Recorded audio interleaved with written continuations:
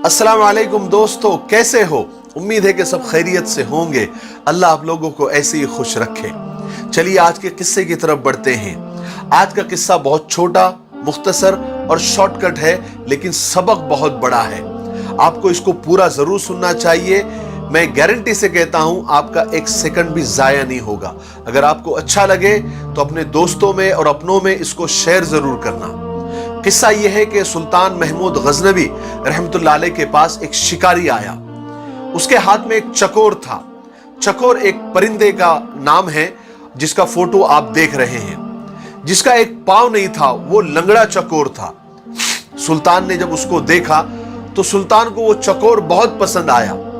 तो सुल्तान ने उसकी कीमत पूछी तो शिकारी ने उसकी कीमत बहुत बताई, यानी बहुत महंगी कीमत बताई।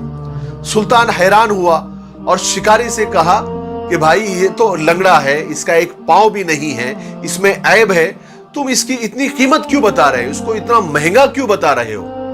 तो शिकारी ने जवाब दिया, सुल्तान ये चकोर में एक खास बात है, वो मैं आपको बताता हूं। देखिए सुल्तान, मैं जब भी शिकार पर जाता हूं तो इस चकोर को साथ में लेकर जाता हूं और इसको जाल से बांध देता हूं। और ये चकोर अजीब अजीब आवाजें निकालता है, कभी रोने की आवाज, कभी हंसने की आवाज, कभी गम की आवाज, कभी दर्द भरे आवाज। तो इसकी आवाजें सुनकर ये अपने साथी चकोरों को बुलाता है, अपने कौम के चकोरों को बुलाता है और इसकी अलग अलग आवाजें सुनकर बहुत सारे चकोर इसके पास आ जाते हैं और जाल में फंस जाते हैं। और फिर मैं उन चकोरों को पकड़ लेता हूं, उनको बेचता हूं और इसकी इसी टैलेंट की वजह से मैंने बहुत सारे पैसे कमाए हैं, बहुत सारे चकोरों को फंसाया है, तो इसमें यह टैलेंट है। जब सुल्तान ने यह बात सुनी तो मुंह मांगी कीमत देकर उस चकोर को खरीद लिया और जैसे ही खरीदा, ऑन द स्पॉट वहीं पर उस चकोर को जुबाह कर दिया, उसके टुकड़े टुकड़े कर दिए। सब लोग हैरान, दरबारी हैरान, शिकारी हैरान। शिकारी ने हैरत से पूछा कि सुल्तान, आपने इतनी महंगी कीमत देकर, मुंह मांगी कीमत देकर इस चकोर को खरीदा और उसको जुबाह कर दिया, उसके टुकड़े टुकड़े कर दिए, क्यों?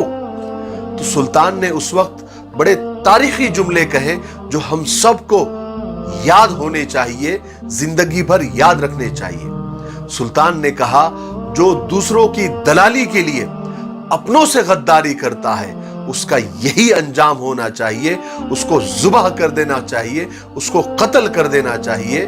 उसका जिंदा रहने का उसको हक नहीं है। उसका जिंदा रहना अपनों के लिए और अपनी कौम के लिए वबाले जान है। बेशक हमारे अंदर, हमारी कौम के अंदर, हमारे खानदान के अंदर ऐसे कुछ दलाल होते हैं जो होते तो अपने हैं मगर दलाली दूसरों की करते हैं, दलाली दुश्मनों की करते हैं, दलाली गैरों की करते हैं और अपने ही कौम को और अपने ही खानदान के लोगों को दुश्मनों के हाथ फंसवा देते हैं, दुश्मनों के हाथ बिकवा देते हैं। मुझे इसी बात पर इकबाल अशर साहब के कुछ अशार याद आ गए।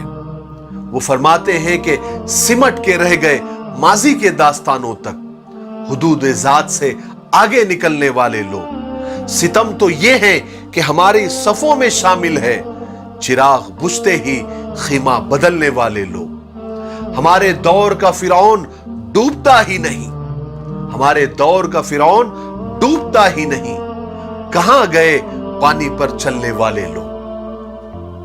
अल्लाह हमारी कौम के दलालों से और हमारे खानदान के दलालों से हम सब की हिफाजत फरमाए। मुझे दुआओं में याद रखें। अस्सलाम वालेकुम।